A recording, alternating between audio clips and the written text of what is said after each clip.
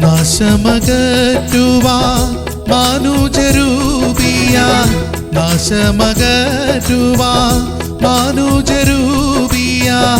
ഭൂമിയിൽ വന്നവനെ സദാ തവ, ഭൂമിയിൽ വന്നവനെ സദാ തവ ദേവസുതാവന്ദനം സദാ തവ യേശുപരാവന്ദനം.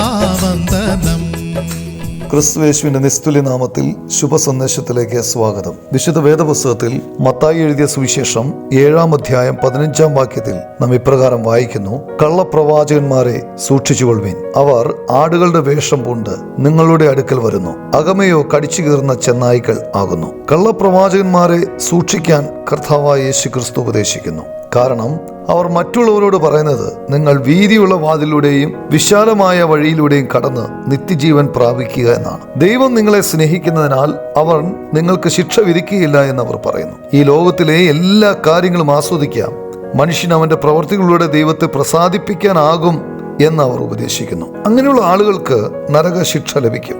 അവരുടെ തെറ്റായ പഠിപ്പിക്കലുകൾ കാരണം മറ്റുള്ളവരെയും വഴിതെറ്റിക്കുന്നു. അതുകൊണ്ടാണ് കർത്താവായ യേശു ക്രിസ്തു അവരെ കടിച്ചു കീറുന്ന ചെന്നായ്ക്കൾ എന്ന് വിളിക്കുന്നത്. സർവ്വമാനവരാശിയെയും പാപത്തിൽ നിന്ന് വീണ്ടെടുക്കുവാൻ യേശു ക്രിസ്തു മനുഷ്യന്റെ പാപഭാരം ഏറ്റെടുത്ത് ക്രൂശിൽ യാഗമായി 3-ാം ദിവസം മരിച്ചവരുടെ ഇടയിൽ നിന്നും ഉയർത്തെഴുന്നേറ്റു. കർത്താവായ യേശു ക്രിസ്തുവിൽ വിശ്വസിച്ച് പാപമോചനത്തിനായി പ്രാർത്ഥിക്കുന്ന ഏതൊരാളും രക്ഷിക്കപ്പെടുന്നു. യേശു ക്രിസ്തു പാപത്തെ വെറുക്കുന്നു, എന്നാൽ പാപികളെ സ്നേഹിക്കുന്നു. രക്ഷകനായ കർത്താവായ യേശു ക്രിസ്തുവിൽ വിശ്വസിപ്പാൻ നിങ്ങൾക്ക് കഴിയട്ടെ.